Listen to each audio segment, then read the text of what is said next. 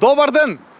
Дечко, ај, не ме замаре, жити очи, цел ден сум на работа, едва стојам на ноза. Добро, што работите? Ако погодиш, те частам 100 денари. Значи, јас сум еден од тие луѓе што на кратко ти влагаат у животот и ти прават веселје, Не ја знам, не знам. Конобар бе, дечко, конобар. Добро, ајде на кратко. Македонија е поголем извозник на компјутерски услуги отколку на храна, иако се уште живееме во филм дека сме земјоделска држава. Абе, какво земјоделија, какви бакрачи, бе, најубаво да си програмер, бе.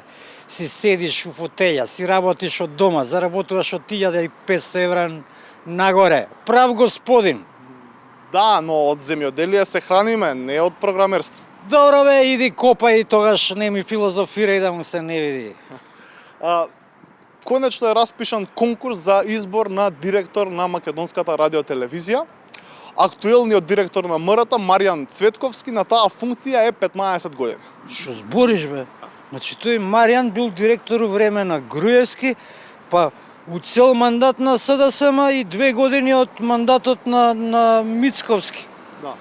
Значи, ја не го знам тој Маријан Цветковски, ама да бидеш 15 години директор во оваа наша партизирана држава, треба да си генијалец.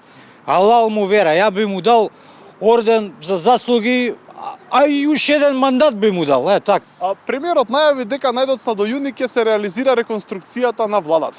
Реконструкција значи збогом за некои министри и тие што ќе добијат многу ќе им се скрши срценцето, ама и премиерот не е фер.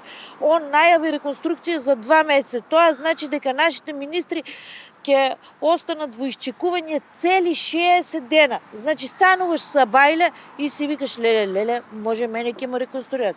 Сакаш да си легнеш, сон не те фаќа, затоа што те прогања иста мисла. Да не си му кожа на луѓето, дечко. Неделава беше притворен директорот на Државниот инспекторат за земјоделство, тој беше фатен со мито од 50.000 евра. Па му лепело рачето на човекот, му ги обележале парите, го уапсили крај на приказката. Сакавме правда, добивме правда, така, а кој сака да свири клавир, па нека краде. Секое пето боледување било спорно во МВР. Да, бе, читав.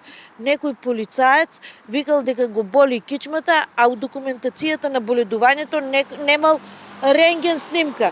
Некој викал дека е болен, а ставал фотки од странство на социјални мрежи. Полицајците треба да се вистинолюби, ама изгледа нашиве сепак си подлажнуваат малку. Ама џабе име, кај Панче нема џајли бу, само бу, дечко. Македонски волови влегоа во Бугарија и предизвикаа пограничен инцидент. Што мислите каква ќе биде судбината на овие волови? Па јас се надевам дека нашите волови нема да завршат како паштета. Многу сум гладна, одам да јадам телешка чорба. Чао. 32-иот конгрес на СДСМ ќе се одржи на 7 јуни. На 7 јуни? Да. Па на тој ден ќе јадеме, ќе пиеме, ќе се веселиме за сите пари. Прекрасен ден, одлично. Браво, браво. Толку многу се радувате за конгресот на СДСМ?